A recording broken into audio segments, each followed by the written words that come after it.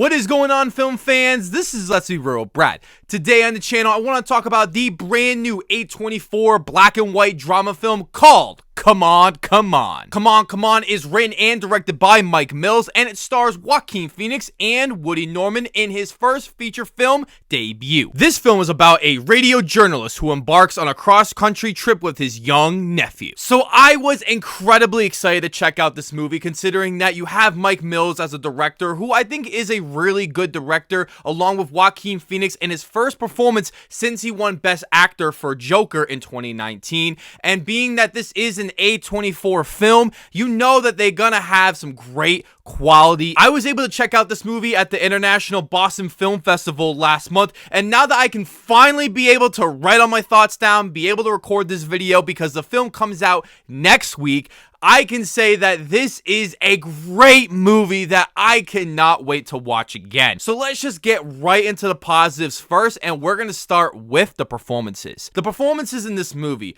are truly fantastic. This movie would not work if the performances weren't good, because the whole movie hinders on Joaquin Phoenix and Woody Norman as the two leads in this movie. I thought they were absolutely phenomenal together, as they had the best chemistry I have seen all year so far. Joaquin Phoenix just proves again and again that he is one of my favorite actors working today, because he has so much range. But the other amazing performance is Woody Norman, who has to work with Joaquin Phoenix and Mike Mills, and he does a wonderful job in this movie, and I'm calling it right now. He is going to be a superstar in the years to come, because he handled himself so well in this movie, and he felt like a real life kid, and is one of the best child performances I have personally ever seen, and I'm not trying to exaggerate it. One of the other positives I have with this movie is the screenplay. This movie has a simple premise that we have seen many times before,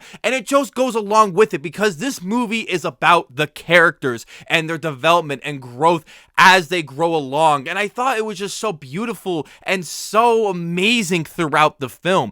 But what I love so much about this movie is that if you have ever been a parent, a single parent, or someone that's had to take care of a young child, you know how difficult and amazing it all can be all in one. And this movie showcases that in the best way possible, because this movie isn't advocating for either side. It is straight down the middle, and I thought it was the best way you could have done it. What I also enjoyed about this movie is that it can be very unpredictable, especially in the everyday random scenes that we get between our two characters, because life is just very unpredictable, and especially with children that just do things whenever they want to, whenever it sets their brain off to do something. But the movie doesn't foreshadow these things or kind of hint like, ooh, this is the scene where he's gonna run away or something like that. No, things just happen, and if you're not on your toes and you're not always watching, you're going to lose your child. And this movie showcases that in the most raw and interesting way possible. My next positive with this movie is the direction and the cinematography.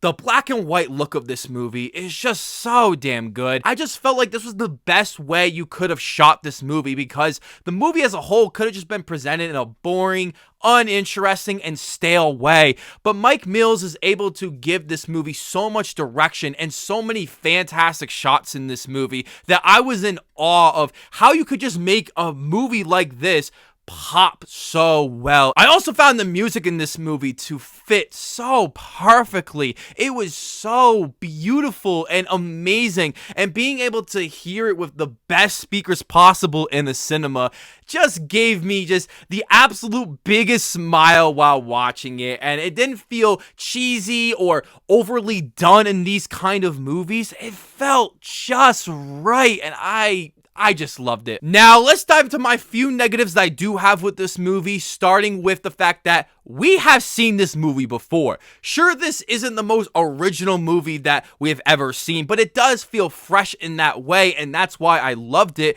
But I feel like there should have been more twists and turns along the way, or just having a little bit more meat to the bone, if you get what I'm saying. This movie is very simplistic, and I love it for being simplistic, but I just wish that we were able to progress the story a little bit more and seeing where these characters were going to go, because by the time this movie ends, it is exactly the way I thought it was going to end when I was watching the first 10 minutes of the movie, and I guess that was just a little bit disappointing for me. And my last negative with this movie is I wish we got a little bit more character development for Joaquin Phoenix's character. Phoenix's character is a very mysterious, quiet man. He likes to go about his business in a very particular way and just doesn't try to bother with anybody. You do get a nice arc with him, but I just felt like I wanted more of this character because there's a lot of past events that they mention in this movie that they don't really talk about all that much, and I wish they dove into it just a little bit more. Overall, guys, Come On is another great